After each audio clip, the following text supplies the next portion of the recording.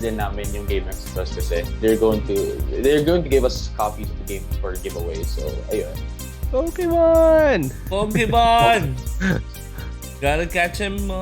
Yun nga eh. Oh, yeah. Can I advertise the event here? No. You can actually do it now and siguro probably at the end of the Mario Kart the Mario Kart Tour 1. Okay. No, we Okay, are live. We are live now. You can we are live now. We are live now actually. Oh, okay. Oh, really? I Okay. saw the notification. Yeah, it's 5 minutes now. Okay. Yeah. Hi guys, what's up? Hi guys! Hello! Anyway. Dito walang pasabi. Ay, sorry. Hindi, okay na yan. Masaya kayo mga casual na ganitong usapan na sana rin. Nasa live. Totoo Yeah. naman. Nakakatuwa yung mga candid na ganito eh. We on! We on! And there are 30 viewers out there. Hello, good morning. And this is another gaming set of topics today. We have the first one being gaming universities, they say. And then the second, yes. Tama kasi, by the way guys, our special guest is JJ-Kun from the Nationals. If you don't know the Nationals, you should know the Nationals. It's basically the esport show on FB. You can also see it on Signal channel. EGG Network and One Sports. Yes. And you can see it on Signal channel Anong channel siya 91 and 99 respectively. 91 and 99. 91 and 99. Yan. Hey, Ram Pomaturan has just dropped by. Hello. Morning. Morning, Masaram Gaming. Totoo ba ito 29 viewers na ito? O bot to? Joke lang. Ninyo Celis, good morning. Hello, Ninyo. Good morning. Wow, ganda ng morning natin today. I'd like to see the comments, kaso. Ay, oo. Hi guys, hindi ko mabasa yung comments nyo, so like, Yeah, I'm just gonna say hi to everyone.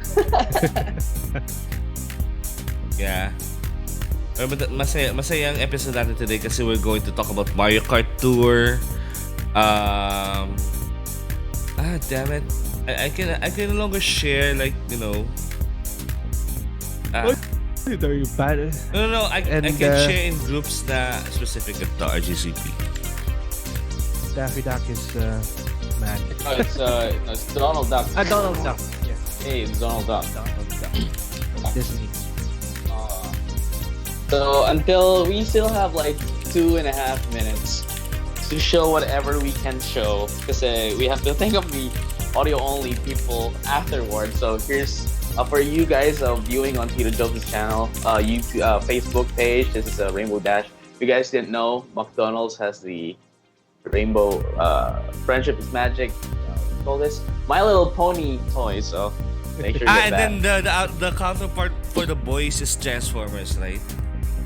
Yeah, exactly. But like, who cares about Transformers? We're gonna get My Little Pony. I know, right? I'm gonna get My Little Pony as well.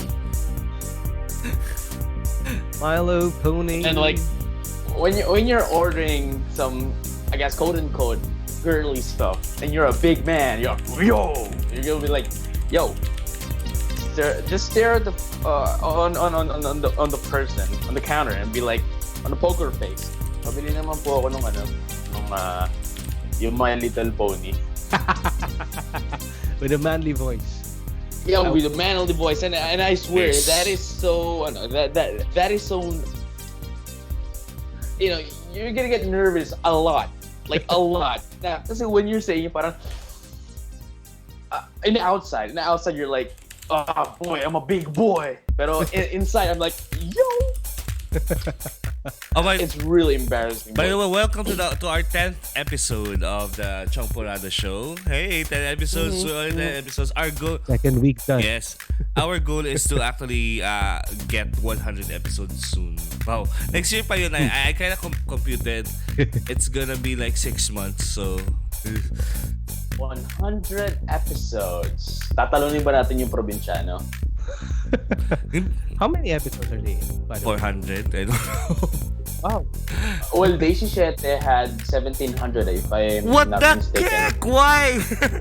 If I'm not mistaken. one of the sex one of the sex bomb dancers is my childhood friend. So Oh, wow. Daho dito, daho. dalawa sila yung magkapatid, si Cheche at saka si Bebe. Si Sandy at saka Cheche. Ayun. 10 seconds dito, Pabs. 7, 6, 5, 4, 3, 2, 2, 1. 1. Alright! Good morning, everyone! Happy Friday, and we are here again for the Friday episode. Totoy, anong gusto mong maging paglaki mo? Kung sagot mo ay wag Dota forever, abay baka may school na para sa'yo. At paano na lang kung coin grabbing na si Mario dudukot palalo sa bulsa mo? Swabeng bigotilyong huthutan ng paang peg.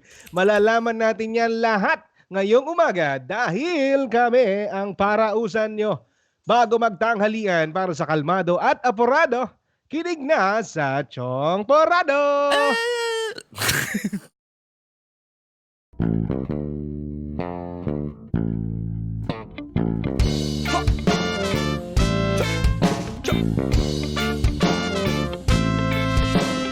Hey, fellow pirates, come and listen what I say. The captain is a tyrant and I no longer obey. I'm sick of taking orders from the madman in command. So let's drop him on an island and leave him in the sand. Cause it's a mutiny. It's a mutiny. It's a mutiny. And now we're taking over the ship.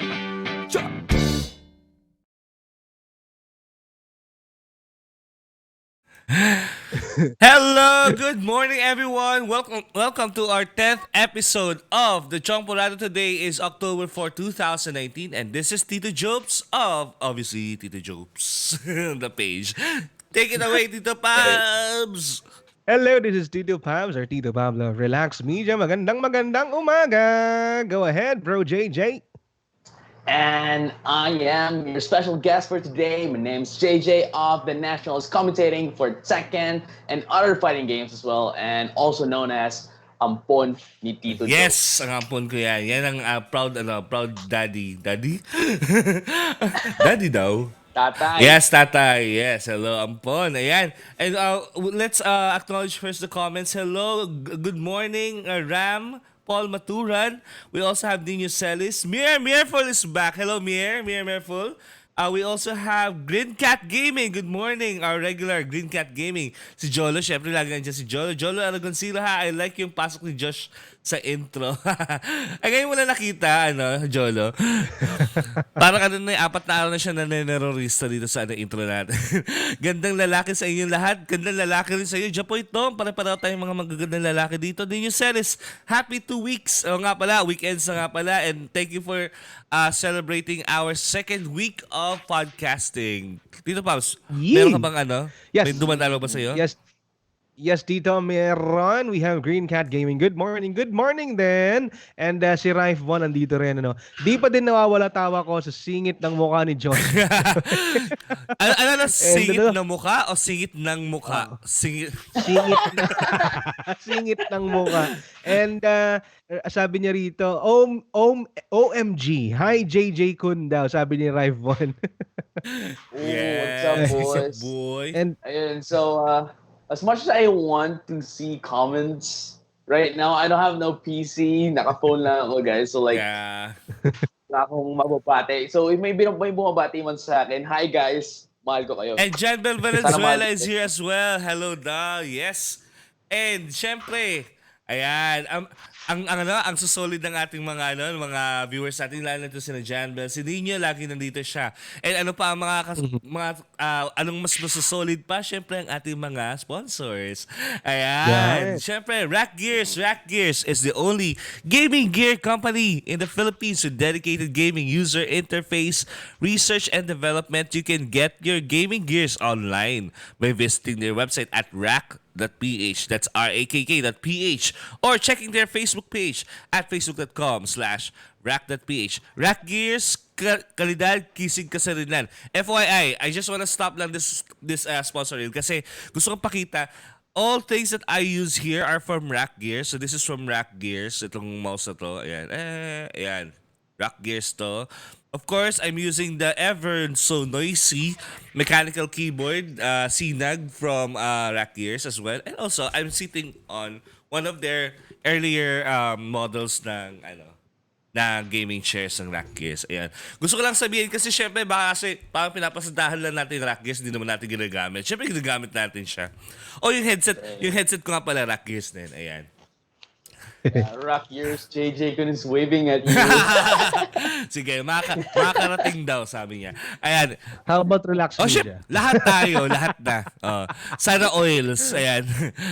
Electronics Extreme Philippines are the company that will bring you the new Gunbound Philippines. Electronics Extreme intend to develop the gaming industry continually with new concepts and new technology. JJ-Kun, hindi ako nagsulat nito, by the way. They are here for borderless fun and experiences. Check out their website at extreme.co.th. Ayan. Pero kahit hindi ako nagsulat nito, napakabait po ng Electronics Extreme Philippines kasi even before nag-launch yung Gunbound, yan, basta todo support siya sa atin na makuha ng early access. Pag nagkaroon ng early access, ayan. Love it. Hindi, pag nagkaroon ng early access kasi isa tayo sa mga unang tao makakakuha ng early access sa Gunbound. Yeah. Ayan. And, of course, Game Express. Game Express is the first and only game store in the Philippines that offer pre-orders with no deposit fee. No more waiting in line. Tama to. No more waiting in line. The games you will love will come straight to you. Free cash on delivery nationwide. Find them at Facebook by searching Game Express. Actually, hihingan ko na si Game Express ng parang short URL niya para mas maano siya.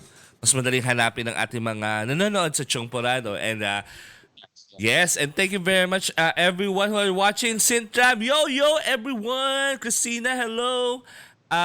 Jan, nagbabatian na sila dito. Mekiko Rack. Ayun, mechanical keyboard niya, Rack daw, sa Dinyo Celis. Ang mura kasi na mechanical, alam niyo mechanical keyboard, ang entry level niya around 4,000 or 5,000 pesos. This one is around 3,200. So, ang sarap pang... I've used it as well. I've used it before. It's so good. Yes. Rack Gears! Salamat sa iyo! Anyway. So, dikit na dikit. Oh, wow! Asia, Icon Rizada just gave us 95 stars! Yay! Wow! Thank you! Yes! Yung stars yan, di na iyo yan. Sa akin na yan. Again, guys, check out yung sa Spotify, Di na Akin by Asia. Ayan, kanta niya. Alam mo, pag bago matulog, tapos gusto ko magdrama at saka mag-walling. Gusto ko yung background ng music ko. I'd like to see that one day. Minsan, i-record ko yung sarili ko para masaya. Hey, Asia! Thank you very much! Ayan, guys sa Spotify, i-favorite nyo na yan. Di na Akin. Ayan. Francis Caceres pa shoutout daw. JJ, shoutout mo si Francis Caceres. What's up, Francis? What's up, Pete? Pete? What's up, boy? No. I don't call him Pete. I call him, someone from, Lucio. There we go. What's up, Lucio? Tinalimutan mo na yung kaibigan mo. Grabe ka. Tita. Asia just dropped the second stars. 95 stars from Asia. Dito sa Thank you so much. Di na akin. Sa iyo na. Sa akin naman. And also follow Asia, Republic of Asia, yan po yung Facebook page niya to know the latest updates kung sakaling meron sila mga bagong songs na i-release. Support Pinoy tayo. Ayan. Minsan pag kung gusto mo manghugot ng mga damdamin, chat tayo, Asia. Hugot talaga. Anyway, Christina Santiago, laro tayo, Janbel. Yes, sama si Janbel. Magti-team up tayo sa Gunbound. Yes. Ang mga natin, mga Gunbound people natin, ayan. Sabi ni Francis Caceres, visit ka, JJ, love you. Ayan. Ayan. Dito naka-cross-post ba to kay JJ? Hindi. Nagtatanong si Asia balak magbigay ng stars. Oh! Thank you very much. I appreciate it though. Okay lang. Pwede Okay kaya, lang kahit wala. But I appreciate it. Pasa mo na lang kay Darren. Exactly. Live si Darren ngayon eh. Bro Jay, tinatanong ni Rife Von kung ano daw ang name ng cute baby puppy mo. Ay, shucks! Hindi ko nakita, sorry. Totoong puppy pala yan. His name is Mac. His name Mac. is Mac. And yeah. And it is birthday tomorrow. Hello! Oh. Happy birthday! Advance, happy birthday. Anong sakit niya? No, he's just Kumain ng or mangat-ngat? No. Lagi niya kinakamot yung tenga niya eh. So nagsusugat na and like you had to put it para I'm gonna put you down. Hey, Chapil! Good morning, Chapil! Hello din says, GB yan ba yung may adoka? Hindi, GB is Gunbound. Ayan. Maglalaro tayo ng Gunbound pag lumabas yung Gunbound. Dahil sponsor din natin si Electronics Extreme Philippines. Ayan. And to start off the day of JJ-Kun, we will start off our podcast with the topic, Universities of Gaming. Ayan. Yeah. Yes. So it. kasi ayan, nakita na yung script natin. So kasi meron dito sa meron na kasing balita from Inquirer which is lumabas lang lately. Sa UK kasi they are already having studies. Ayan you can see actually the article on screen, guys. There are studies now na magkakaroon ng group of students playing first-person shooter games as their first as part of the degree that they enrolled in. Curriculum. So curriculum na siya, full degree na siya. And actually, remember, JJ-Kun, we were talking about this, diba? Na parang what if, for example, naging curriculum ang e-sport. Yeah. Actually, guys, hindi necessarily gaming kasi ang gaming kasi, like, It's different. yes. It's different. Yung game development, meron na talaga. We have one in LaSalle that's also sponsored by Ubisoft. We also have one in UP, I remember. Ayan. We also have in CIIT. Parang may nagpapatay ng ipis sa background. Sino yun? may nagchichinelas ng ipis. Ayan. Anyway, so yun nga, meron tayong they're launching this curriculum, this degree of esports in London. And we were actually researching kung meron din ba sa Pilipinas na ganon. In fact, meron na sa Visayas, University of Visayas. So sabi rito, University of the Visayas New School or UVNS is now offering a DOTA strategy course. But this is just a subject, hindi siya curriculum, hindi siya Yeah. It sounds like an elective. No, it's part of the curriculum, pero it's not the, I guess you could say, not the major. Yeah. Or like the parang in layman's term, course, hindi siya course. Hindi siya course, yes. Hindi siya, I guess you could say na para lang siyang elective class. Oo, malamang elective to. Oo, elective lang talaga siya. And naghahanap pa ako ng ibang articles kasi rito eh. So, yun nga, elective lang yung class ito sa Visayas. And I remember sa China, meron ng mga courses din for esports, di ba? China, South Korea. South Korea. And Sweden. Sweden as well. Bakit sa tingin mo, JJ-Kun, tumitingin na yung mga tao sa esports as a serious profession? Na kailangan magkaroon ng degree na rin? Well, here's the thing. You know that I'm an esports advocate, yes, you right? are. And then a student as well. So like student and education advocate. By the way, guys, if you guys don't know, he's still in college right now. I'm a second year college student. Inabutan ako ng K-12. So I'm still young, guys. So anyway. So ayun. People are now accepting the fact that esports is being a thing now. Dati, tinitignan lang siya na, ay, ano ba yan, video games, nakakasira ng pag-aaral yan, blah, blah, blah, blah, and so on and so forth. Or like, kaka-computer mo yan. Kaka-computer niya.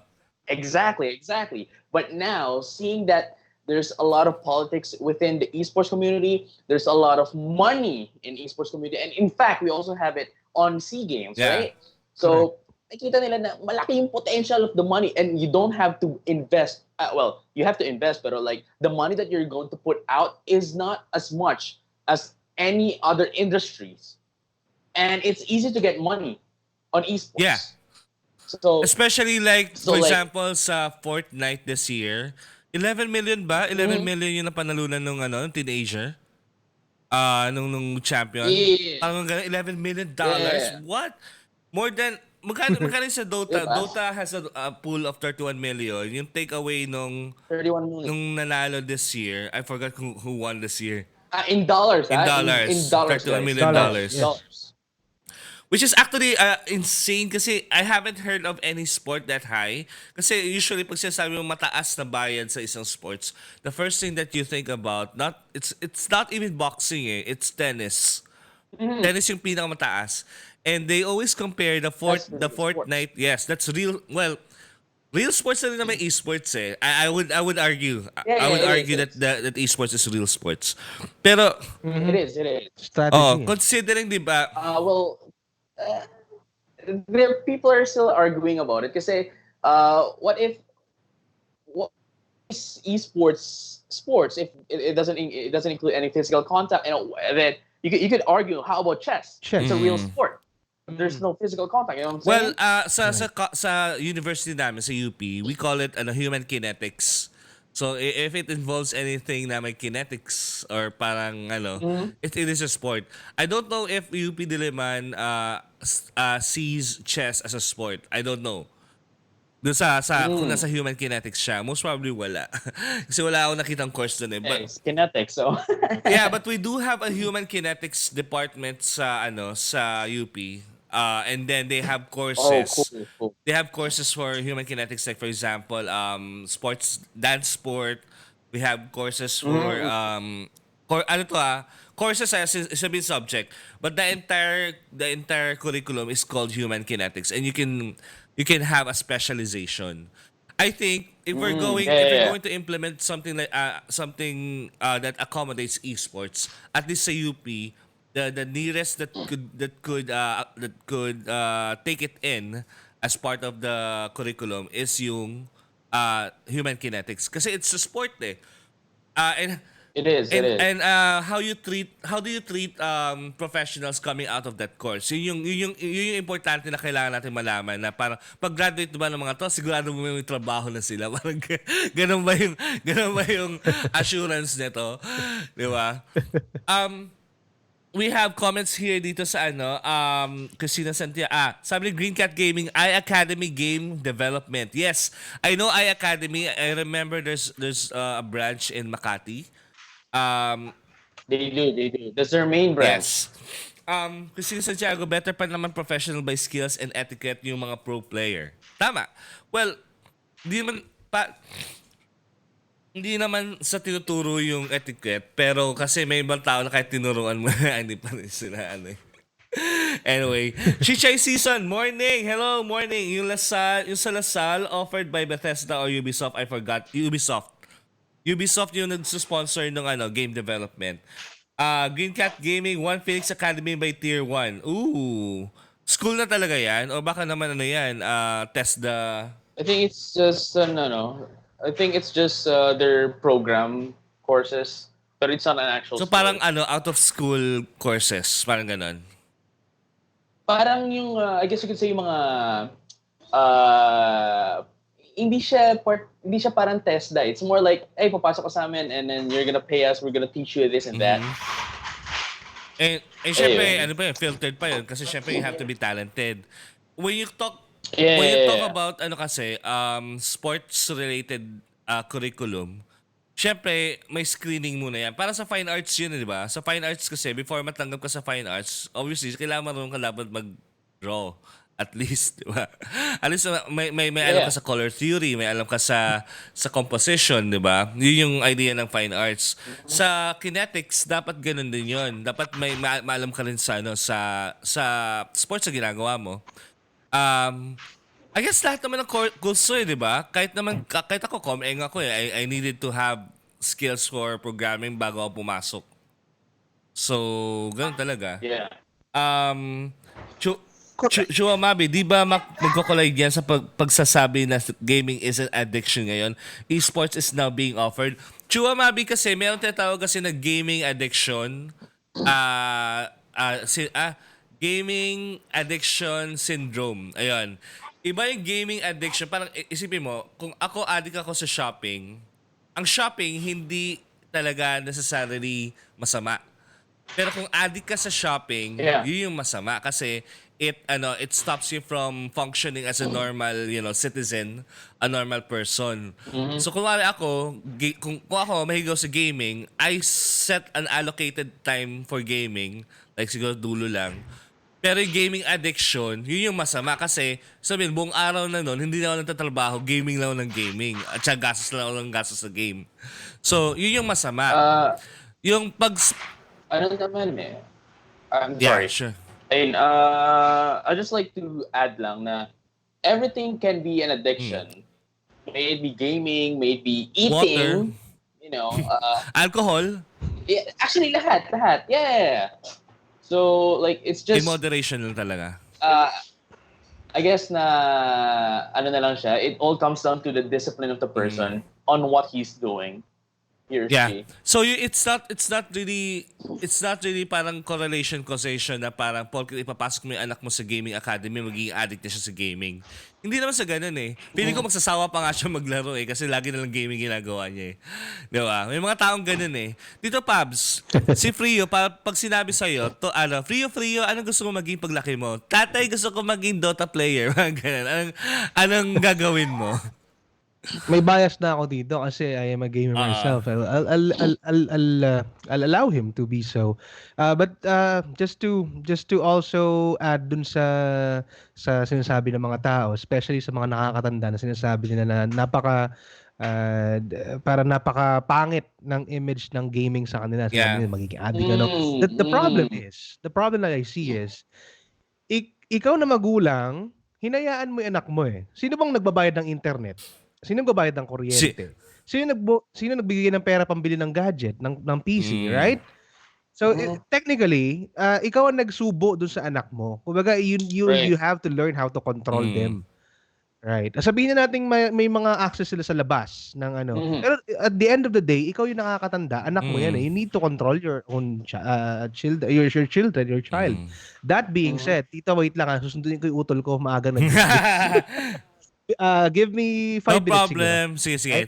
Sige, JJ-Kun. Ayan. So, tama si Tito Pabs na, yun nga, with regards to addiction naman kasi, well, it's also guidance, nurture and nature din siya. Kasi, for example, ako, when I was younger, when I was playing games, may allocated day lang talaga kami, which is weekends lang talaga kami pwede maglaro. So, hindi kami naglalaro ng weekdays, lalo pag may school at may assignments. Hindi kami naglalaro talaga. Tapos pagdating ng Sabado morning talaga, kumpulan na kami sa sala, doon na kami maglalaro. So that kind of discipline na instill sa bata, sana ma-adopt din nung parang mga gaming courses na hindi lang parang it's all about the game or winning, it's all about also sportsmanship, camaraderie, improving skills, mga ganun. Yeah. That's basically skills and development. Yeah, exactly. So let's just read further dito sa article natin from Inquirer. Sabi dito, he was skeptical, yung parents ni Ryan Chapman, which is an enrollee dun sa course na yon, was skeptical at first about studying esports or competitive multiplayer video gaming. But now they understand how big the industry is growing, the pace it's growing at. They're now really all for it because it's a great industry to start to get into, said Chapman.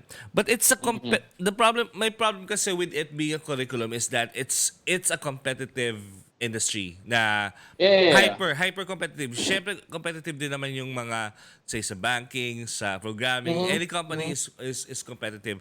But this is hyper competitive. So parang if you try to fit this with the mentality of say the Gen X or even the baby boomer generation, na pag gumraduate ka, sigurado may trabaho ka, can the athletes be assured na yung sa pagka-graduate niya sa course na to, he will get a job? No, that's the thing. In esports, skills is everything. Na if you don't have skills, wala kang mararating. That's the thing. Like, in esports kasi, it's not, I guess you could say na, I'm in the esports industries, but I'm not competing, right? Oh, yeah. I'm not competing, right? But I'm in the esports industries, not competing, but as a commentator, Yes. right? So I guess if you are going to pursue in the article specifically saying as a competitor, Mm-hmm. if you don't have the skills, then wala kang in the older people would say wala kang mararating diyan, right? Pero I mean in everything naman in everything ganun naman, if you don't have the skill, wala. That's true. Diba? That's true. Sabi ni Ivan Catalan Belen, feeling ko hindi boss, hindi naman assured talaga yung trabaho. Ako personally, I mean, I'm a college dropout by the way. So, medyo talagang inano ko talaga, ginrind ko talaga na yung trabaho ko. But I can remember a lot of my college schoolmates having trouble finding for jobs. Well, UP kasi madali naman madali. Pero kasi medyo ambitious sila, gusto nila Procter and Gamble, mga ganitong malaking kumpanya, ayaw nila mag-start sa maliit na startup, mga ganon. Ako kasi I started with friendster.com nung unang job ko. So, Oh, I remember that. yeah. I was Friends, I was inabutan ko yun. Oh, I was lucky to actually be part of Friendster.com, but the reason I was in there was because of my skills. I already developed my skills, honed my skills, even though dropout ako. So yun yung nangyari sa akin. And yun nga, it is true that graduation doesn't assure you any employment in any course, kahit nursing yan, kahit ano bang pinakamadali, computer science. Kahit computer science yan, hindi ka assured. Hindi porket graduate ka, makakapasa ka na sa mga kumpanya at makakatrabaho ka na sa kanila. Yeah. They have their own Exactly. screenings, di ba? Mhm. And we have comments. And- Sorry, ano ko na. Darren! Hello, Darren! Lumamaos na ako. Papahinga ko yung boses ko this weekend. Huwag kayong mag-alala. Sabi ni Darren Padaan, miss you guys. Pauwi pa lang ako. Galing chores. Ayun.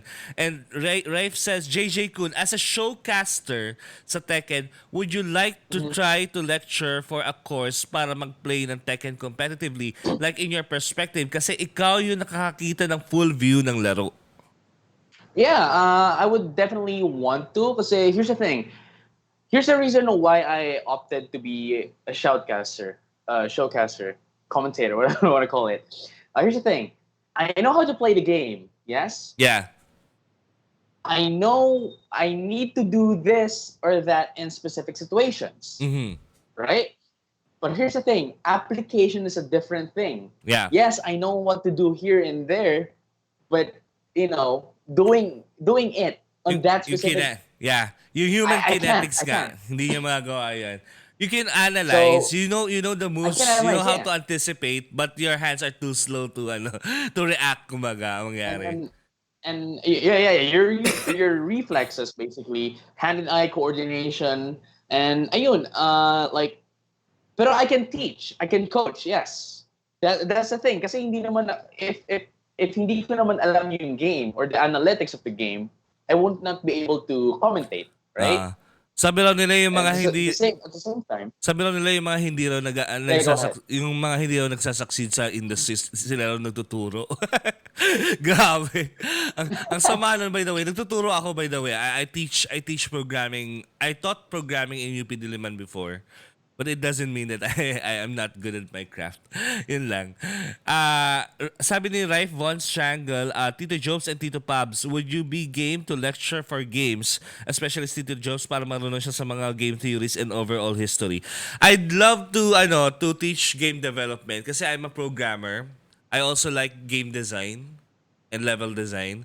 Pero iba kasi esports. Yung esports kasi is about parang training. If you watch this movie called Whiplash, yung tinatrain niya yung drummer like to the limits of his bodily functions, 'di ba?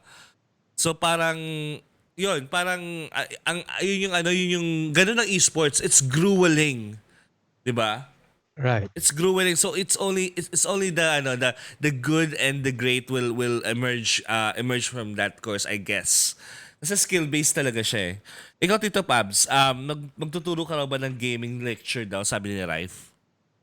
I might consider dito. Why not?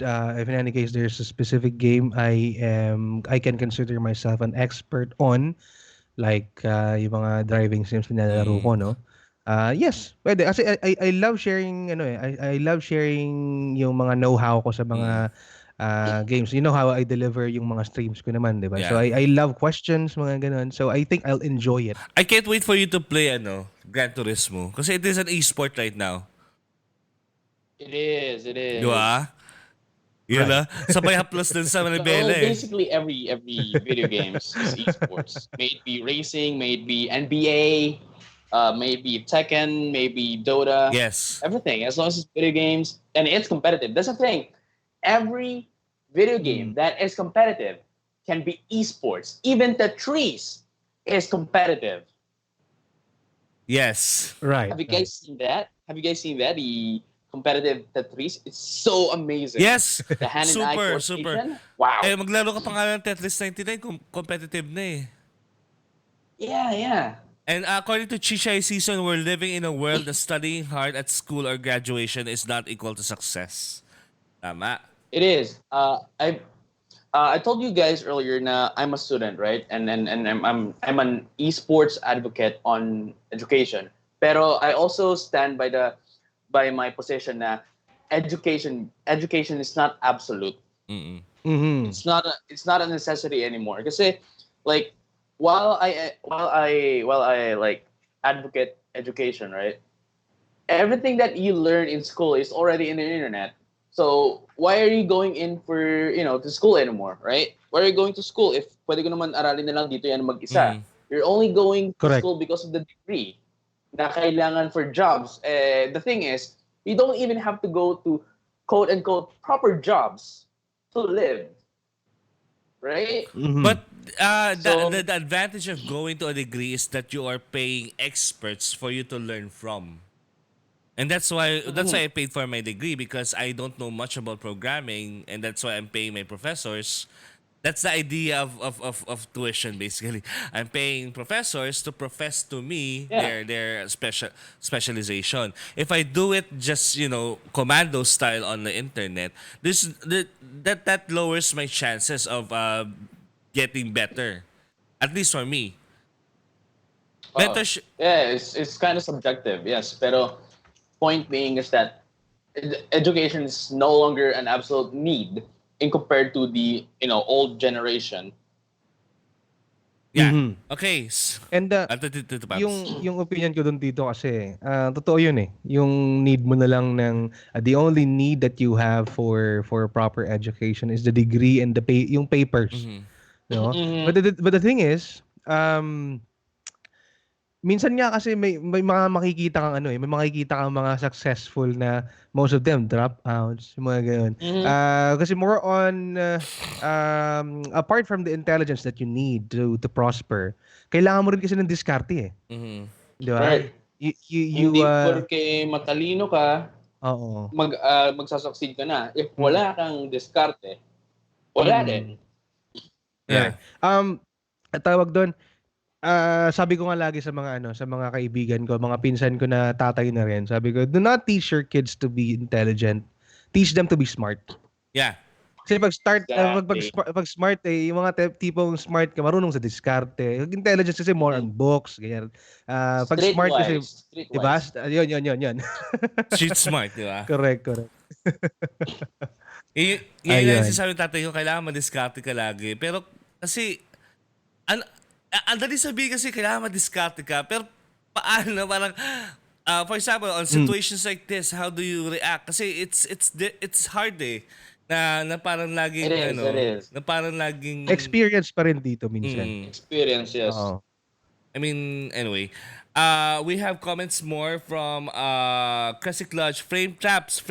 Yes, alam ko yung frame traps na yan sa fighting games. And you have, if you're... It's usually fighting games, yes. Yes, and Chapil Sullivan, real talk kasi Tito Jobs, so siguro out of 100 Dota players, for example, one lang talaga yung may talent or gifted sa di po talaga siya guaranteed po still need to level up sa real world. Tama. It depends. Nick, It depends kung saang branch ng esports ka papasok. Pwede rin. Like Tama I told ka. you guys, I'm part of the esports community, esports industry, pero I'm not competing. So depende pa rin siya. Makes sense. Depende siya kung saang esports industry ka, saang esports branch ka papasok.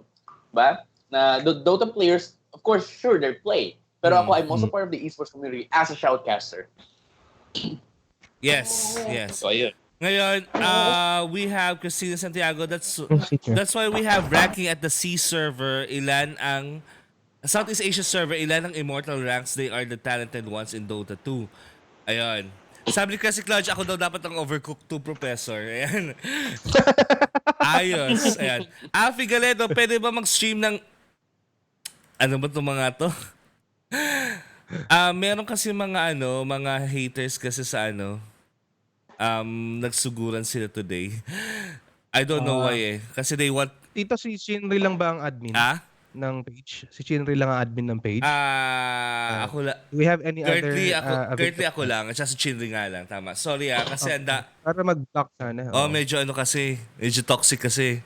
So, gusto ko lang sabihin sa mga kasi, nag-hate dyan. We are doing our best here to do good to the community. Please do good to your community then. Thank you. Chichay Season, school creates workers, not successful people. Christina Santiago, managers would invest on skilled players. When it comes to Dota 2, it's like basketball. If you're not really outstanding, you can be varsity. Yes. Ayan. So, yun. We also have Chishay in the digital world, mas marami ang chances to succeed. Pero in some professions like nursing or doctoral school talaga. Ayan, tama. Hey, Vincent Isada is here. Hello, Enteng. How's your work? Okay na ba? Parang weird yung tanong ko. Parang tatanong ako ng output niya. Anyway. So, yeah. And at the end of the day, lahat naman parang we should do good to the community. We should give back to the community where we came from or where we are thriving, di ba? So, ganun lang naman yun. So, ayun. Iwasan ang katoksikan. Relax lang. Relax media lang. Ayan. Sintram, sasali ako sa The Sims Esports. Ayan, para meron. Sabi ni Vincent Isada, work is fun. Ayan. Anyway, so it's okay. It's kind of defined now that taking a college degree, being an esports, taking an esports curriculum doesn't assure you success, diba? Lahat naman kahit sa business doesn't assure you success din naman. So sugal pa rin dito no? Sugal pa. Pero gusto kasi siya i-compare like for like yung true sports na mga curriculums, like for example, perhaps true sports, quote unquote. Quote unquote true sports, tama. Or traditional sports. Let's call it traditional sports na lang. Okay, cool. Let's point at traditional sports. So, sabihin natin yung traditional sports, wrestling or ba't wrestling unang inisip ko?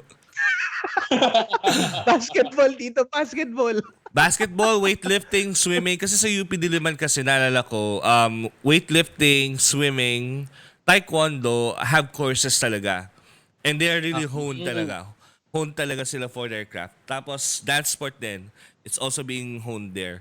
Ngayon, but what happens is after they graduate, the first job that they could take is as a professor of the same specialization that they do. So parang ano yan sa kanila, naging teacher din sila ng PE dun sa mga younger generation. At the same time, they can practice their specialization being dance sport, taekwondo, etc. Arnis, tinikling, hindi ko alam. Pero expert ako tinikling, grabe.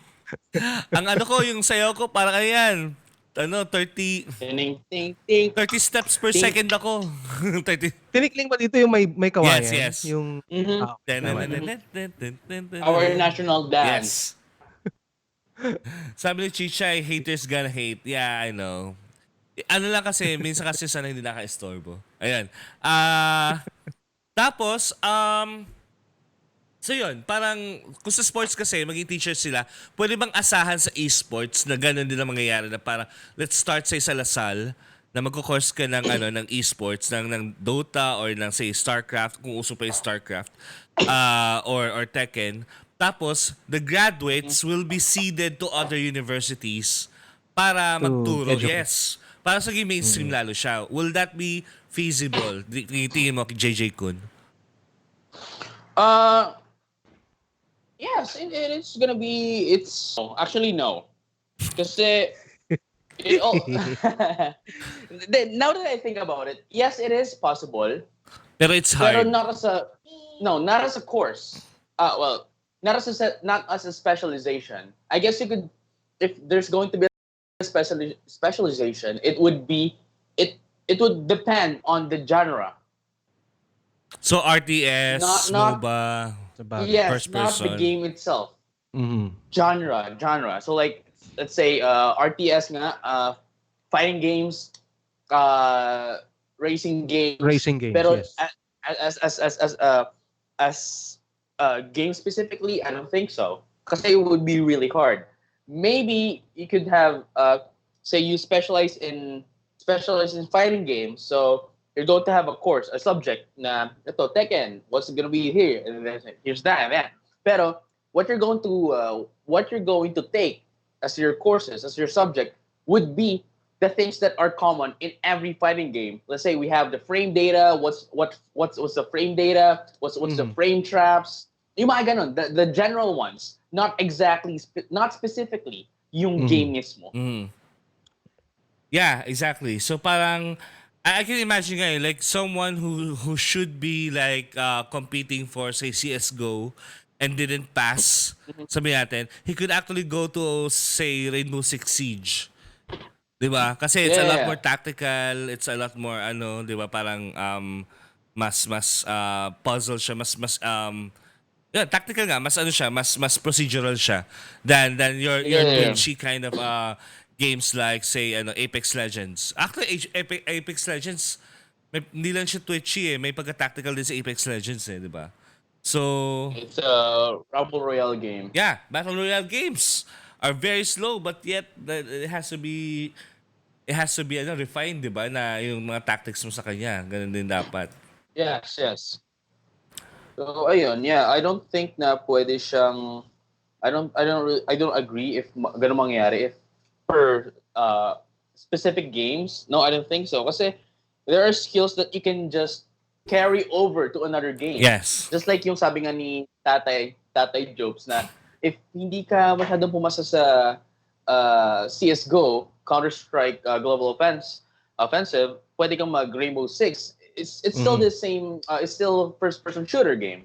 It's still a shooter game. Pero of course, there are features na differentiates Rainbow Six to CS:GO. Pero it's still the FPS genre. So you can just pass over your skills from CS:GO going to Rainbow Six. Yep. Okay. Dito Pabs, ikaw, parang na-imagine mo yung sarili mo na maging professor ka ng Professor of Gran Turismo or driving game. Assuming na magiging mas magaling ako dito. Kasi nasabi ko sa stream kanina, I do not consider myself as someone who is good at driving racing. I mean, I cannot picture myself becoming a competitive esports driver, and I'm just an enthusiast. But assuming that I'll be there, I'd love to kasi nga I am an advocate of gaming in general. And gusto kong ano sinabi ko sa Tito Jobs gusto kong ikalat ang ligayang hatid ng gaming, something like that, by educating others. Kasi nga medyo layo tayo ng konti sa topic. Gaming is not just for fun. Ngayon nga una-una nagiging unti-unti mainstream siya na pinagkakakitaan ng mga magagaling, the top sa industry natin. Or kahit di magagaling. Sorry. Kahit di magagaling kasi they're streaming on the YouTube. Exactly. Daming avenue, right? Ayun. And also yung isang angulo na nakakalimutan nating tingnan siguro lalo na sa mga hindi gamers is minsan ito yung coping ng ibang tao. this is where they this is where they binubuhos yung mga inis nila sa buhay, stress nila. This is their haven, safe haven para sa Yes, kanila. yes. And that is something that we can also incorporate dun sinasabing education na ang gaming hindi lang para sa specific purpose of entertainment. Yeah. Diba? Yeah. That's true. That's Yun, true. ang galing ko sa part na yun. that And I would just like to add on video games is not just to release your stress now kasi we have story-rich games such as The Last of Us. Correct. Na it's more of an entertainment, a form of entertainment na it's like a movie. Na you're not just playing it because it's a game. You're playing it for the experience. To live the experience basically. Diba? Right. Correct. Yep. Tito, maisingit ko lang we have several comments here na hindi ko na Ako rin, ang dami ko yung comments dito medyo nilinis ko lang. So, ayan, okay, sige. Sabi ni Rive1 kanina, lakad matatag daw na napakasikat niya. Lakad matatag! Yes! Normally. Ayan, tapos, ano ba, nasagot na yata ni JJ ito eh. hello, Like, as a showcast. Aika Eunice, hello. Hello, sis Aika.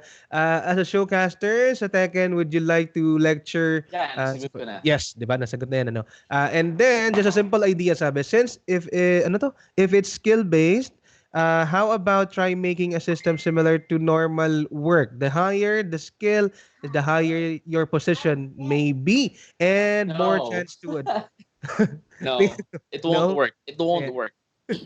Kasi it's not a regular job. Kasi if you lack the skill, paano ka pagkakitaan? Paano ka i-investan? That's why the sponsors only get the best. Don't you think it's too harsh? Kasi you're getting older then and you're getting slower. Your muscles aren't responding. No. Video games is the only industry. Esports is the only industry that disregards age, race. No. What I'm saying is yun nga kasi parang you can be an expert, like for example during your youth, you spent your entire youth 21 to 30 years old as an esports gamer. Can you just at least retire at 30 and then at least teach people and be like ahead of a team, like a captain of a team? Yeah, of course. That. If you guys didn't know, if you guys know F-Champ, do you guys know F-Champ? No. Ryan. So one of the best fighting game players in the world. No, he's actually retired now. He doesn't play he still plays, but like from time to time. Pero like yung actual na competitive, he's actually retired now. And ang ginagawa niya na lang is he just manages some teams, some players, and giving tips and here and there.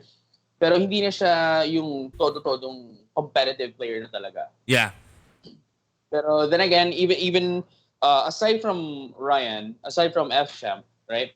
There's actually people na over 50 years old. If you guys know Alex Valle, he's over, I believe so, over 50. A Street Fighter player still competes. Umaabot pa rin siya ng top 8. So, Okay. So, if you make it as normal, I think there's a way you could make it as normal work, wherein you increase your skill during over the times. Tapos, the higher your skill and the older you are in the industry, you can actually be a captain, you can be an advisor. Perhaps you can even own your team. But at the same time, you're in a competitive industry where you actually earn big bucks in return, diba? Kasi, for example, if you talk about Andre Agassi, if you talk about Manny Pacquiao, they have plenty of money, their body is getting brutalized, but they invest it very well. Kasi eventually, hindi na sila kikita talaga sa sa sports na yun eh. Diba? So, they're earning good money, so they have to invest it well. Yun lang naman ang dapat nilang gawin. Yeah.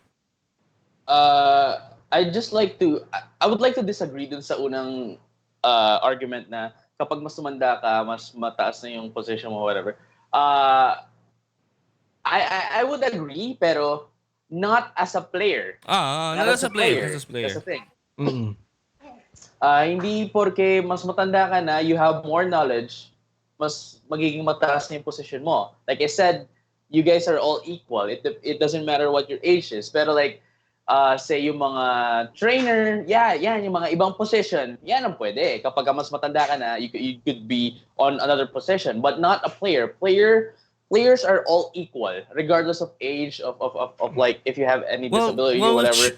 Everything. Which actually makes the industry a lot more grueling, a lot more brutal. Kasi if you saw this letter from the winner of this year's TI, he was talking about yung glory niya, hindi niya talaga glory kasi you can actually see other people losing.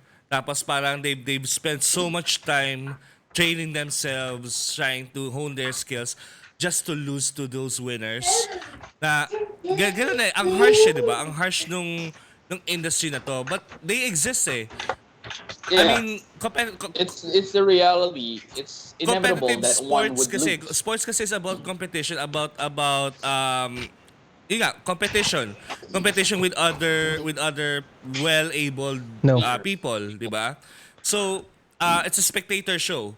Kaya nga, di ba, sports is one of like the biggest things that gets sponsored in the world, di ba? Like you have your Super Bowl, you have tennis, di ba? That is super sponsored. And this is where the money goes. And that's why a lot of people are investing on esports. Kasi that's where the money is. Di ba? Parang wala na yung fun ng gaming. It's all about the money this time. It's really inevitable talaga. It's inevitable na one would lose kasi nga, like you said, it's a competition. Yung sa naman sinasabi, I would like to point out lang sa sinabi ni Tatay Jobs na it's all about the money now. It's 50%, yes, I agree 50% and 50% not. Kasi 50% kasi there's, people are still playing it because they enjoy the game and at the same time they earn money. Yes? But at the same time, there are players who sacrificed everything just to play. So kumbaga yung kabuhayan nila doon nakakabase sa paglalaro nila. So kapag hindi sila nanalo, you have zero money. If you win, then you have money. So kumbaga doon nakadepende yung pamumuhay nila in a way. Bro Jay, maisingit ko lang ha. Nagpapa-shoutout si Erelson How. Tropa ko yan. Hello. Sabi di ako malilimutan. Si Erelson. What's up, Erelson? Yeah, we're also friends. So, yo, Erelson, what's up? Nasa exam daw siya ngayon, nakikinig lang siya. Buti hindi bawal. Oh, shoot. Anyway, good luck to your exams. Ang sagot sa number 32 ay letter B. Tapos identification pala, no? Ay nako. Anyways, I think we I think we already squeezed out everything that we could squeeze out of this topic. Kasi medyo parang parang like any other sports, it has its bright side, it has its dark side, di ba? Na it's grueling, it's brutal to your body, di ba? Parang tapos at the same time, the rewards that you reap if you win, iba talaga, di ba? Parang you're one in a million kind talaga na tao. But yeah, it all starts with training. Yun lang naman talaga ang punto nitong topic na to. Okay. So, our next topic is... Yes! Ayan, our next topic is Nintendo depending too much on microtransaction money? Ayan. Just last week, Nintendo released a mobile app called Mario Kart Tour. Ayan. I wonder if I could actually show it to you guys. Hold on. I-visual ko lang. So yung visual. Sorry. So Mario Kart Tour. Ampon, alam mo ba yung Mario Kart Tour? Naano mo na ba siya? Yes. I played it. How was it? Can you explain to our... do you mind if you could explain to the audience how Mario Kart Tour works? Yeah. Okay, so Mario Kart Tour is basically Mario Kart on the mobile game, on a mobile, right? And you play it with swiping left or right to steer left or right, and it's auto acceleration. So ayun. It's a good game, especially if you're a fan of the game. And I would like to say, no biases, but it looks better than Mario Kart 8 Deluxe. I swear. I don't know why. But it looks better than Mario Kart 8 Deluxe for Switch. It looks better? It looks better, or at least with the with Mario Kart 7. O yung 8 Deluxe, ang ganda-ganda kaya 8 Deluxe. Nalaro mo na ba yung 8 Deluxe, Ampon? Well, it is good. No. It's I guess you could say on par with Mario Kart 8 Deluxe. Because On par. Ampon, if you know, a lot of people, a lot of the critics say that Mario Kart 8 Deluxe is like the best Mario Kart or even the best racing game, casual racing game that was ever made. No.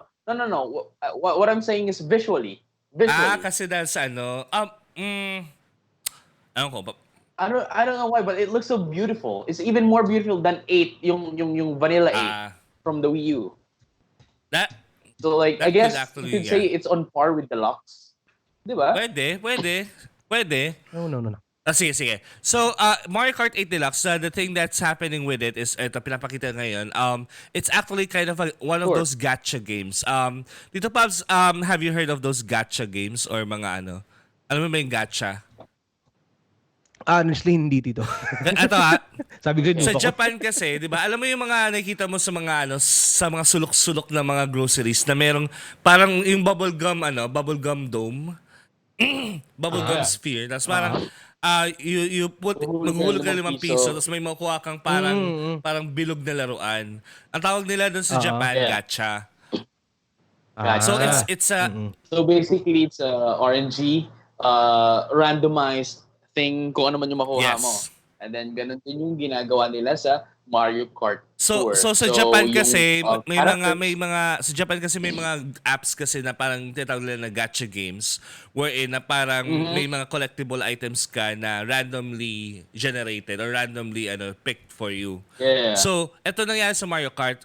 Sa umpisa kasi I think si Toad lang yung umpisa mo no na character sa Mario Kart Tour. Ito, yeah. So, anong nangyari kasi si Toad lang muna. Tapos, the more you race, the more you grind for, say, yung tatawag nila na rubies. Tama? The rubies, yes. So, yung rubies na yon, you use those rubies, 5 of those rubies. Pag mananalo ka ng ruby, may gacha mechanic siya na parang random na character from the Mario franchise na pwede mo maging driver mo dun sa kart mo. Compare that to... Yes. Or the carts itself as well and the gliders. Yes, yung mga equipment mo. So, in case for example na in contrast sa Mario Kart 8, for example, na nasa Switch, you get every character kagad right off the bat. And syempre because you already paid for like how many dollars? $60 for that, 'di ba? $60. But yun nga, since it's a mobile game, they have to monetize at some point, 'di ba? Yes. I don't think the problem is yung binayaran mo sa Mario Kart 8 is the problem kung bakit nakuha mo na lahat. I think here's the thing kasi, diba, mobile game is the Mario Kart Tour and every other game then as well, or you play it free to start. It's a free to start game. So like you're going to say that they have to monetize and get revenues at some point. So that's why they're doing this. Yeah. Pero Tito, this is a paid game? No, right? it's free to play. A mobile. It's free download. Free download. Okay. You can actually do. So kumbaga microtransactions lang siya. It's optional to pay. So, wait lang. Nga pala. Kasi I wanna point out kasi itong rubies na to, yung red na currency sa taas, yung upper right. That currency is actually premium pala yan. So, you can only buy that. You cannot earn that. Yeah. So, tapos meron naman dito yung yung coin. Yung coin naman, yun yung pwedeng pambili mo dun sa yan. Tulad ito, yung Koopa Troopa. Pwede mong bumili ng ito yung internal currency niya. For this, ito yung para mapabilis yung mga characters na gusto mong mag-drive talaga dun sa cart mo. Yes. Tapos may isa pa na currency tinatawag nila na ticket or parang game pass. When you pay $20, makukuha mo si Mario agad-agad. Subscription. Subscription. Hindi. Yung $5 subscription. Oh, yeah. Iba po pala yun. Yeah, sorry. So may sorry. $20 kasi na parang ticket na parang makukuha mo mga extra stuff, parang battle pass ng ng Fortnite, battle pass ng Apex, or parang season pass ng Apex. Mga promo nila. Yes. Tapos meron pang isa, yung $5 per month nga, na may dagdag din na, items, Subscription. mga badges, ganun. Tapos, doon mo makukuha yung 20cc mode. Which is yung fastest na mode ni Mario Kart Tour. And most people na naglalaro ng Mario Kart, gusto nila yung 200cc pala. Hindi 20cc, 200cc. So parang talagang ginate-keep nila yung pinaka-fun na mode ng Mario Kart behind a subscription paywall. Yeah. Yun yung problema. For those who don't get it, for the majority, sa mga sinasabi namin, it's, I guess if you're going to say it in Mobile Legends terms, no, yung rubies natin is yung diamonds na binabayaran mo, maglo-load ka to get, to pay real money, real currency para makuha yung diamonds. And then yung coins na sinasabi namin dito is, basically the same coins na yung sa Mobile Legends. And then yung subscriptions natin na sinasabi dito is, I guess you could say, yung mga Twilight passes. Per month yun, per month. So, or actually, yeah. Yung $5, yung $5 yung per month, tapos yung $20, one time yun, para makuha mo si Mario, it means na si Mario, hindi mo siya makukuha ever doon sa gacha mechanic niya.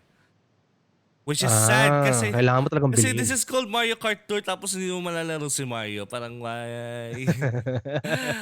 Ngayon, ito kasi yung kinakatakot natin.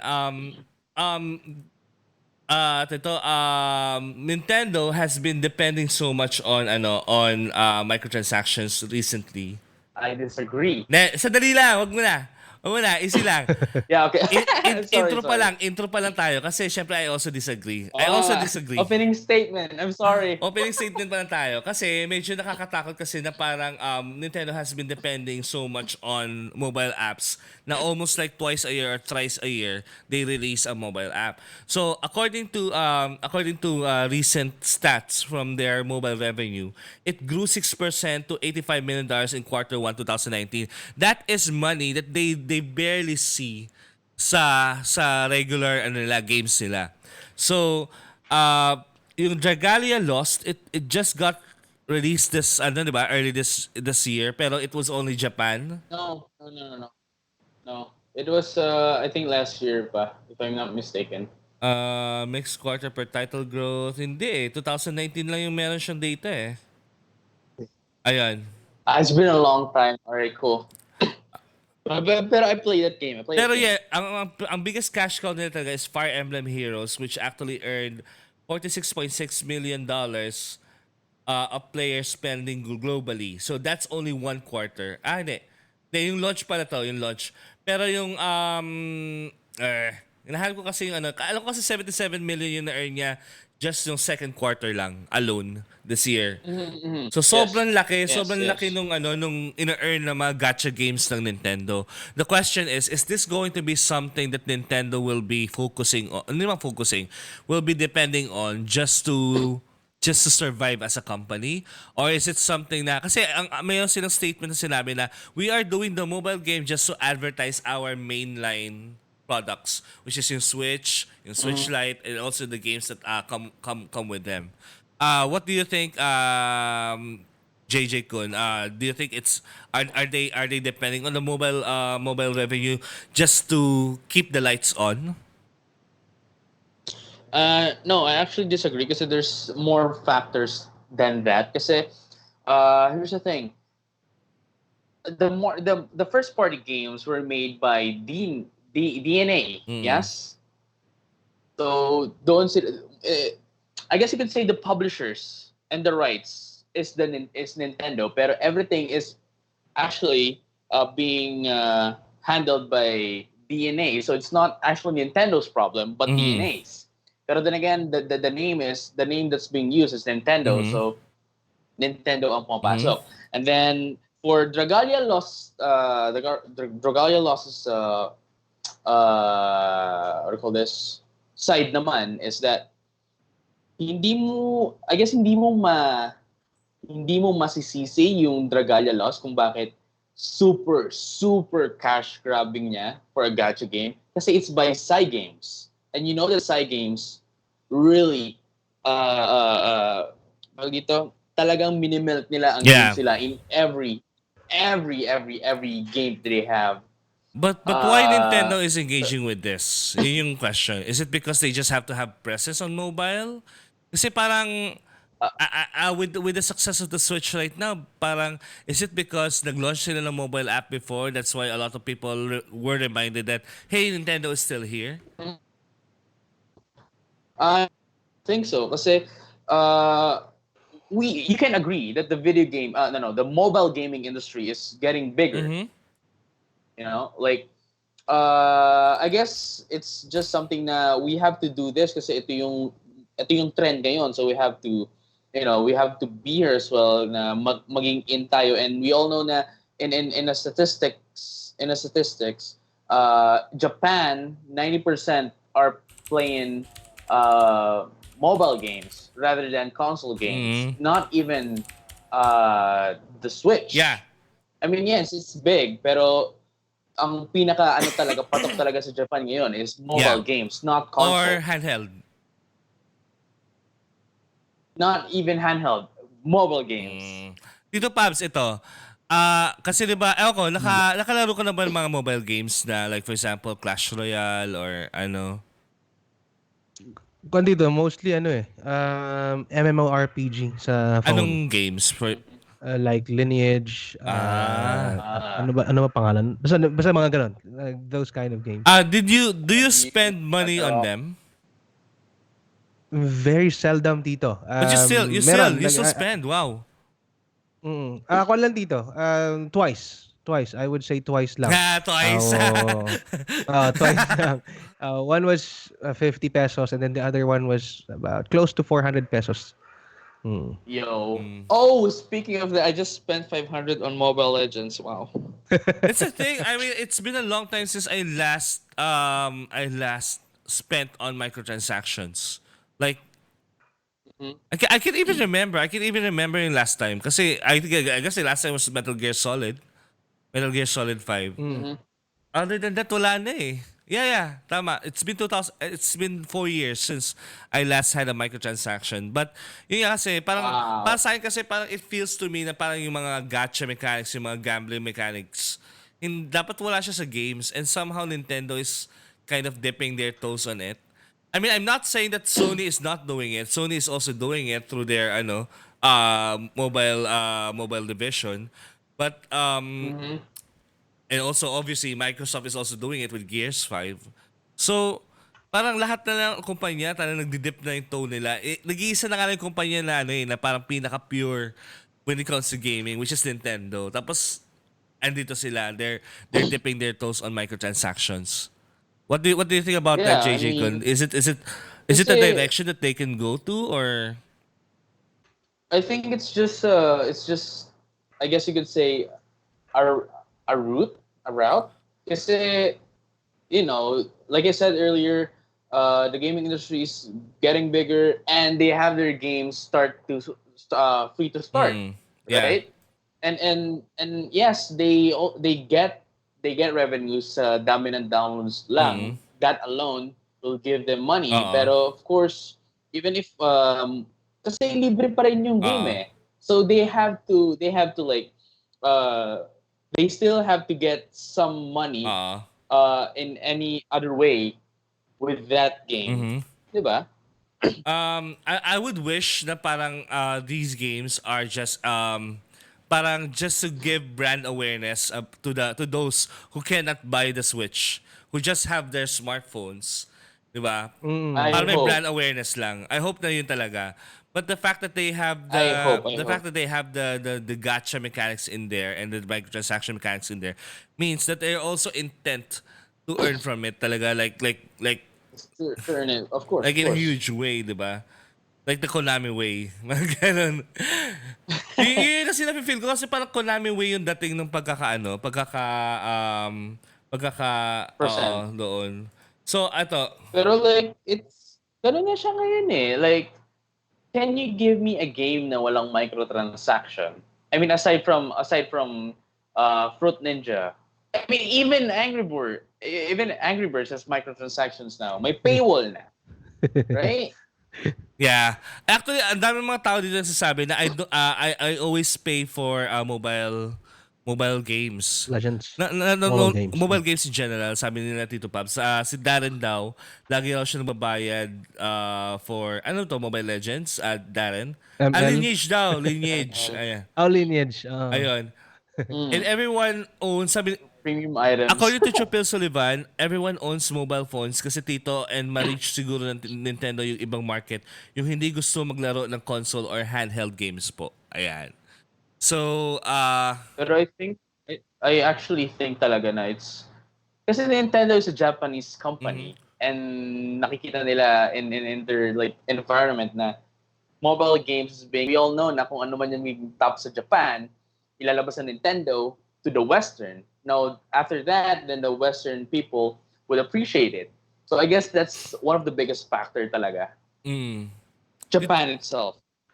ikaw Tito Pabs, okay lang ba sa'yo na parang yung parang pakudlit-gudlit kinukuha na ka ng pera ng game? No, you're not aware. Hindi nga he's not aware nga baka hindi ka nga aware Hindi dito. If the game is something I really support, like let's say yung mga nilalaro, ATS2 and whatnot, it's okay. For as long as I'm aware, ha? Masaklap, hindi ka. At nga yung weird kasi ako hindi rin ako aware na lumaki ng ganito yung collection ko. So ayan, nakuha na din ako ng pera ng Nintendo at saka ng Sony. So, kaya lang yan. Kaya parusa lang yan. Tama. Chichay says, my dad is a whale though. Yung dad mo? Aware ba yung dad mo, Chichay, na he's overspending on something that might go away sometime in the future? Then you said it, Ragnarok Mobile, sikat sa microtransaction. Yes. It's so bad na at one point, the service of that game would go away. Like for example, Pokemon Duel. Pokemon Duel, I actually spent money on that game, and then Or it Master. didn't even last. No. Master's a new game. It's a different part. Yeah. Pokemon Duel is a strategy game ng Pokemon, and it didn't even last for a year, if I'm not mistaken. But I spent money on that one. Oh, okay. And how about Pokemon Go? Kasi it's gonna go gone din soon. Okay, ganun eh. Pokemon Go, I don't actually. Well, kasi I'm a home person. I don't go out much, so I don't really as much as I'm being a hypocrite, right? Yeah. I'm the head of Pokemon Philippines, of the premier Pokemon community in the Philippines, Pokemon PKMN PH Pokemon Philippines. Pero I don't play Pokemon Go. Yeah. Kasi I'm a home person. I don't go out as much as I want to. So, pero pag nagta-travel ako, I play that. And then after that, andito na ako kila Tito Diyos. Okay, close. But I haven't spent for Pokemon Go. Pokemon Masters, it's a scam. Man, 500 pesos for 3 gems? Yeah. You can't even pull a gacha out of it. Sa sa Mario Kart Tour, $70 yung 145 coins. Tama ba yun? Yes. 135. Then, ang mahal, grabe. And for five pulls in a row, it's 45 rubies. Diba? If you're going to calculate it, it's really, really scam. Yes, super scamming nga. Kasi yung parang ang pangit na feeling na parang you are spending money that you're not aware of. It's just kind of a reflex na lang. Diba? Yes. Pero at the same time, remember. I would also argue rin na whatever I buy here, sometimes parang impulse buy din. So, yes. Pero we have to, we have to remember who am I to lecture? Microtransactions are optional. We can still get the rubies, the gems without paying. Pero why would you opt for that if you can get the rubies instantly by paying real currency. Yeah, that's what we want to Right? believe. That that it's a choice. Yun yung ano, di ba? That's what we want to believe, that it's a choice. But sometimes the game kind of forces you to Right. pay up, right? Yeah. And not only pay up like once, but also like multiple times. I mean, Yun yung masama eh. yung masama talaga kasi skin. Parang naiisip ko, Wag. drawing lang yan eh. Di ba? Parang in reality, Sakit. drawing lang yan eh. Tapos you just bragging it to other people. Di ba? Masakit tatay. Di ba? Totoo naman eh. Guilty. Di ba? Sorry. Hindi, I mean, That's a personal attack, sir. hindi. I mean, of course, the days have been different. The days have been different, that people are a lot more attached to their digital assets, whatever that means. Diba? Like their accounts, yung mga subscriptions, Yes. diba? They're a lot more attached to that. And they're okay with paying, money, as long as, there's some satisfaction involved in it. The problem is that satisfaction is very temporary. You can no longer take it after the next generation of your mobile phone. What if, for example, yung Masters, Pokemon Masters, it will no longer work on the iPhone 14 and you have your iPhone 14, diba? So I mean, I have plenty of games na nag-microtransactions ako before when I had the iPhone 3. iPhone 3 pa to Like I remember yung kauna-unahang Angry Birds, the first even the what's this? What's this game? Plants vs Zombies. I bought that. I bought that on the iPhone and also on the iPad. And Where's My Water as well had microtransactions. Yes, 'di ba? So I only paid for those. Tapos malalaman mo, the next version ng OS, or after 2 years of not playing it and you come back to it, it's no longer playable. Wala na. 'Di ba? What was I paying for? 'Di ba? Yun yung reklamo ko talaga sa sa microtransactions. You were scammed, Yes. sir. I mean, you'd expect that when you have a game, the experience will be preserved because you kind of own the game. You kind of own, you kind of bought something. Kinda. You kinda. Yun nga eh. That's the word. Yun Kinda. nga eh. Ito yung nauso ngayon eh. You kind of own the game. Ito, Tito Pabs, for example, lumaki na si Frio, tapos parang gusto mong pakita na yung mobile. Frio, naalala mo ba itong game na ito? Di ba? Parang nagbabanding tayo dito. Tapos yung pala hindi na gumagana sa phone mo. Right. Diba? Because Like- the servers went down already. And the game right now is that you're gonna buy, in an analogy, you're gonna buy the biggest hamburger, Mm-mm. right? For $60.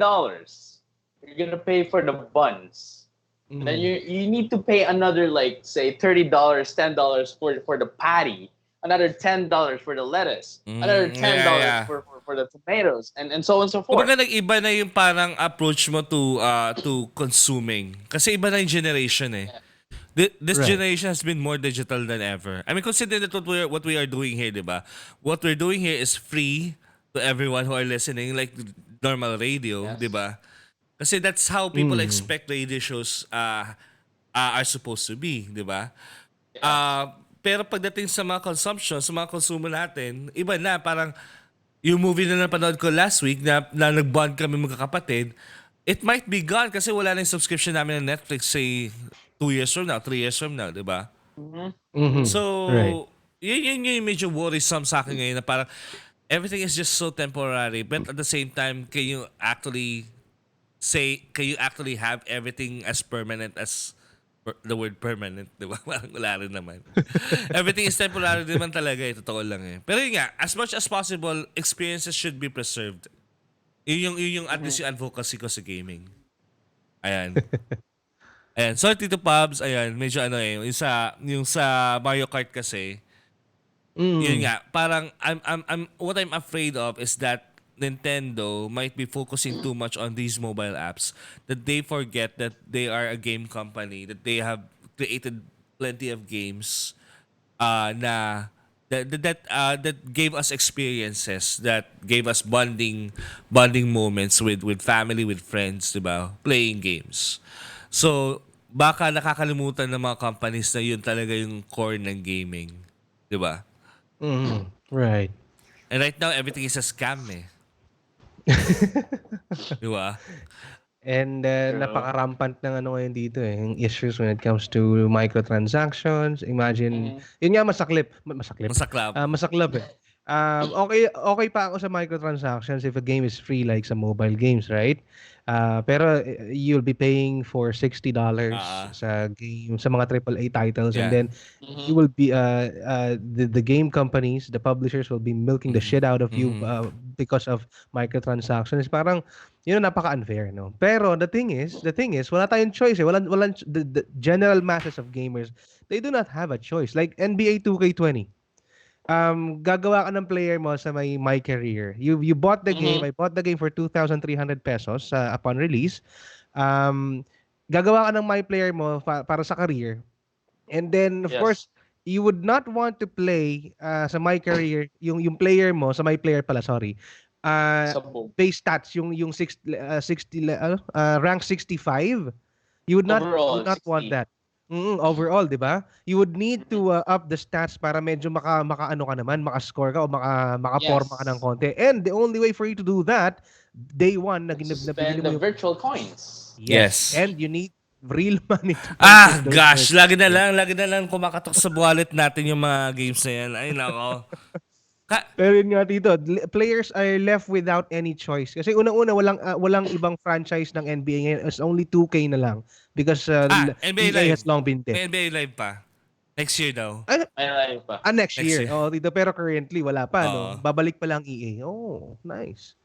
Ay, ewan ko. Kasi EA din has a lot of issues with microtransactions. Oo nga eh. Diba? And for those who didn't know, EA Live 29... Yeah, EA Live 19 is actually just 100 pesos yata on PSN. So grab it now if you don't have it yet. Right. Even 2K19 was only 150 pesos before. Yeah. Oh, yun. Okay, I guess that's it. Hopefully in the future we can still call each other and then parang let's go to my house and let's play Mario Kart pero hindi mobile. Sana yung Mario Kart pa rin talaga na Mario Kart talaga, di ba? Hindi yung walang multiplayer na Mario Kart Tour. Di ba? JJ-Kun wala pang multiplayer, di ba? They're going to add it in a future update. Yes, whatever.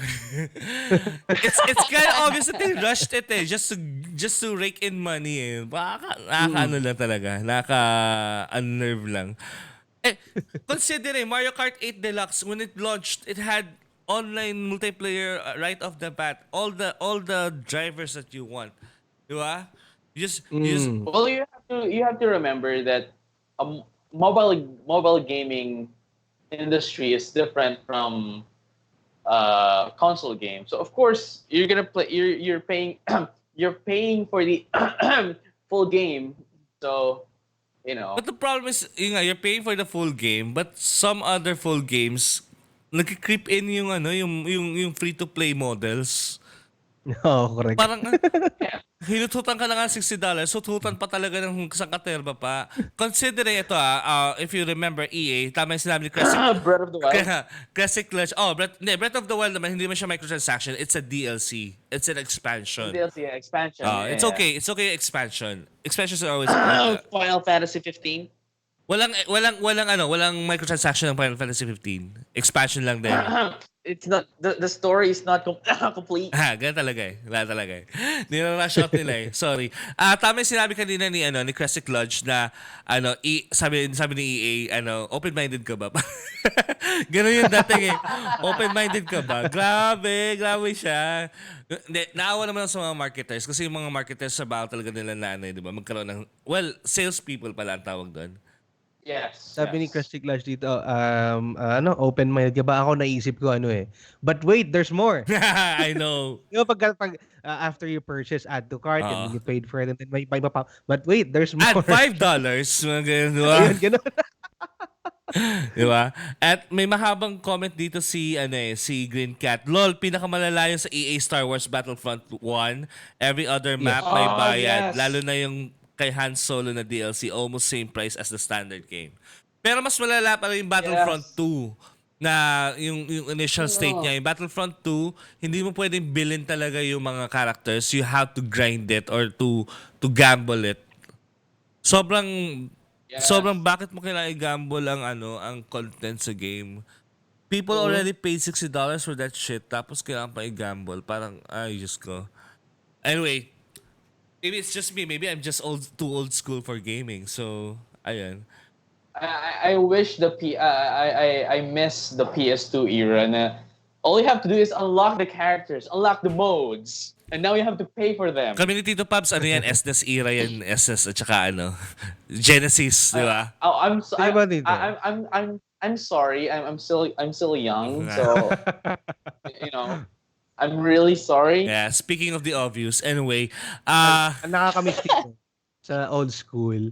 Yung mga cartridge days ng Sega, no? Walang DLC, walang day one patch. Ibig sabihin, kung ano yung and merong mga hipan-hipan. Wala ka nang magagawa doon. That is going to be the game. That's why the developers of yesteryears, they are a lot more meticulous and a lot more diligent when it comes to building their games. Hindi katulad ngayon, yung FIFA 2020, it's broken at launch. Even 2K20 na yes, na NBA, it was NBA. broken. It was broken on launch.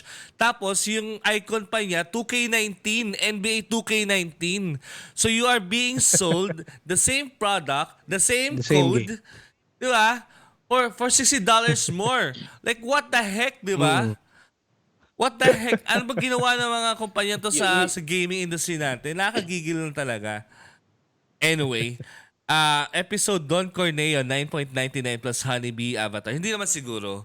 I think Square Enix knows that they have this legacy of, creating rich worlds, di ba? yes. And Pero what they did with Final Fantasy 15 was unforgivable. no, it's not. I think it's more of like pressure from fans kasi it's been 10 years that it was announced. No, it's the complete story is not. It's never gonna be complete now. Wala na si Kitase. Yes, and the DLCs are canceled as well. So we would never ever get the complete Especially story. kay Luna, It's not. yung story ni Luna. It's not even an expansion. Yeah. It's a canon. It's not even expansion. That's the thing. In comparison to like Breath of the Wild, na expansion lang talaga yun. You could do it with or without that. Pero Final Fantasy 15, it's a necessity. That's the thing. Yeah.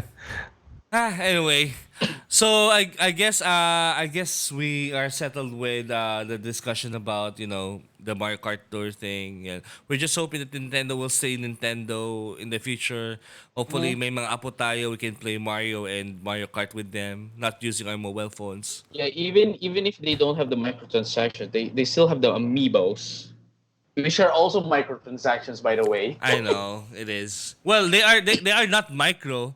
If you talk about it, yes, but they're like more than $10. They're like being. more than $10. Hindi siya micro. Anyway, Point. sabi ni Chris Lodge, maganda yung episode Arden for me. Yes, kaya gusto ko si Arden kasi he's the best character for me in Final Fantasy. The entire franchise. Kasi sobrang layered ng character niya. You have to peel it like an onion. Ang ganda. Darren, bye! Bye muna. Jack Nicolas, yes, bye muna. And actually, magbabay na rin kami. Ayan. I guess that's the end of our topic. Thank you very much, JJ-Kun, for filling in for one of our hosts. And hopefully, makasama ka namin ulit dito pag malibre ka ulit. And yes, Tuesdays, Fridays, whenever you want me. yes, Tuesdays and Fridays, ayan, narinig nyo na. Classic Lodge, maganda yung episode. Ayan, kala ko yung episode today. Anyway, so again, guys, thank you very much for tuning in. And by the way, guys, this episode has been written by Chinry, Ginlo, and also June Edward. So shout out to June Edward and Chinry, Ginlo. They have been researching for us for the past week. For the past, woo! Classic Lodge, unlock pahabol, sent 20 stars, yay! Wow. Thank you so Meron much. pagbili ng corneto. 20 pesos. 20. Ayan. Buti hindi tumataas ang korneta, 20 Oo pesos. nga eh. Kaya nga eh. Hindi, syempre tutubuan yan. Yun na lang yung hindi kasama ng Oo. inflation. Pero may microtransaction din siya. So, Okay. yung, In a oo. way. Pag nilagay mo raw sa ref, may dagdag na 5 pesos siya. Pero, bibenta yung corneto, kung ayaw mo ng microtransaction, tunaw nga lang. Mga ganun. Oo. anyway, so ayan, thanks guys Nick. Ayan, Game Cat na kami si Sir Chandaran Gaming. Babalik na lang po siya sa Monday. Pinagpapahinga po natin ang Queen of Talk ng umaga natin. Yeah. Queen of FB Talk. Ayan. Ay, kasi Clash plus Scramble 10 stars ulit. Yes. So meron tayong corneto, may scramble pa tayo sa 10 pesos. 10 pesos for episode 10. Ayan. Pa ako na sa perya ngayon. Anyway, thank you, Classic. Thank you very much, Darren. See you next week daw. Ayan, sabi ni Darren. Ayan. And, Tito Pabs, may ipapromote ka ba? Wednesdays and Fridays po, breakfast and toothbrush stream. Ng Relax Media, of course, by yours truly, Tito Pabs. That is facebook.com/Relax Media. We also have our YouTube and Twitch channel. Hanapin nyo lang ang Relax Media. And hopefully mag-subscribe kayo. Yes. And bro JJ, nga pala, it's been a pleasure having you sa show, bro JJ. Thank you so much. Anything na pwede gusto mong i-plug, go ahead. Ayun. So, guys, I just want to advertise my event. As you guys know, I've been saying this since earlier, that I'm the head of Pokemon Philippines, the premier Pokemon community in the Philippines. Yes. And now, I just want to advertise our event because you guys all know that there's a new Pokemon game coming out on November 15th. That's a Friday. And we're going to have an event to celebrate the launch of Pokemon Sword and Shield on November 16th, 2019. That's a Saturday. And it's going to be on Caloocan Playground Hobby Cafe. And it's going to be there. If you guys want to join, just please do so. And if you guys actually pre-ordered on Game Express, you can actually claim your game on our event instead. So yeah, if you guys want to be there, just let me know. And can I show them the promotional photo that I have on my PS4? Sige, sure. Oh, wait. How do I change that? Okay, there we go. I'm not sure if kita siya. Pero guys, kasi naka-phone lang ako, so here you go. Launch event. It's gonna be on November 16th, Yes, guys. we'll share the announcement later sa mga pages namin, JJ-Kun. Thank you for hosting. And by the way, tama sila. If you pre-order the game, a Pokemon sa Game Express, you can claim your game in the event itself. Para naman, diba, first time yung maka-experience ng actual launch day ng isang game, diba? Yeah. Sa totoo lang, Pokemon lang talaga ang bukod-tanging game. Bukod sa, hindi pala bukod-tanging. Ang dami pala nila. Kasi may Metal Gear Solid, may FF15. Pero every year, yung Pokemon hindi mo nababali. Laging may pila yan. Laging may launch day craze ang Pokemon. So, might as well go to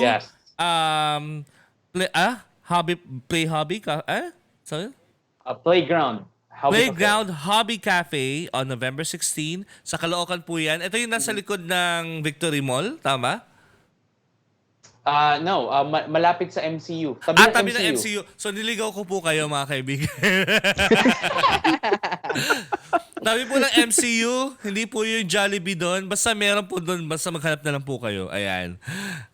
So anyways, ako naman, for me, I think I'm gonna stream next week pa rin. Tatry pa rin natin yan kasi trabaho, kumakayod po tayo para mas marami po tayong games.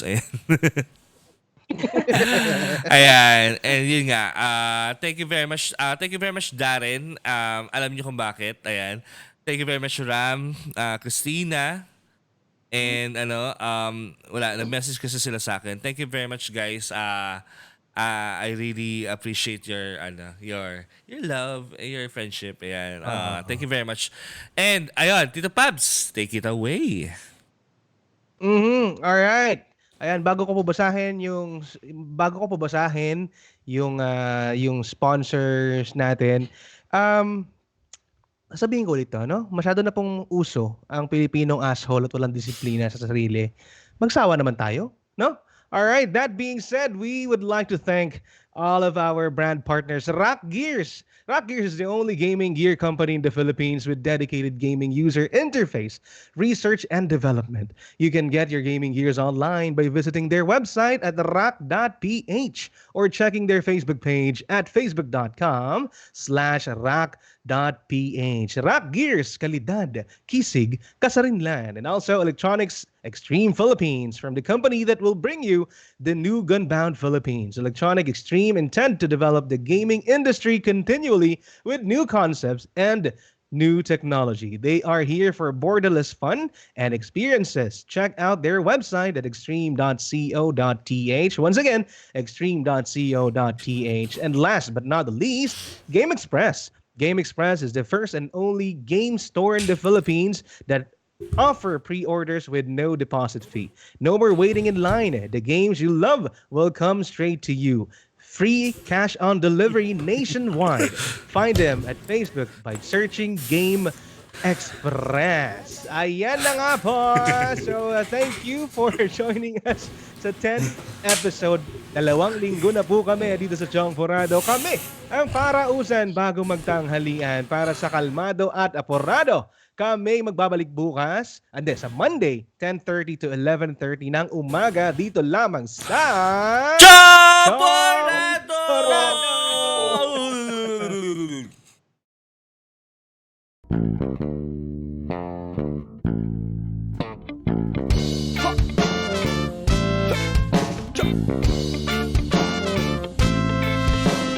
Hey, fellow pirates, come and listen what I say.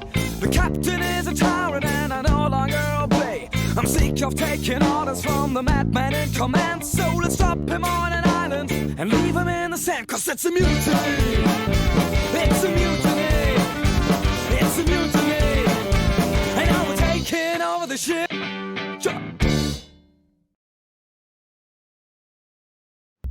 Yes, audible na tayo ngayon. Ayan, sige, sandali lang. Hanap tayo ng ma-raid natin. Ayan, so... Raid! Ayan. Ay, si Trippy Flipper! Online. Oh, raid dito?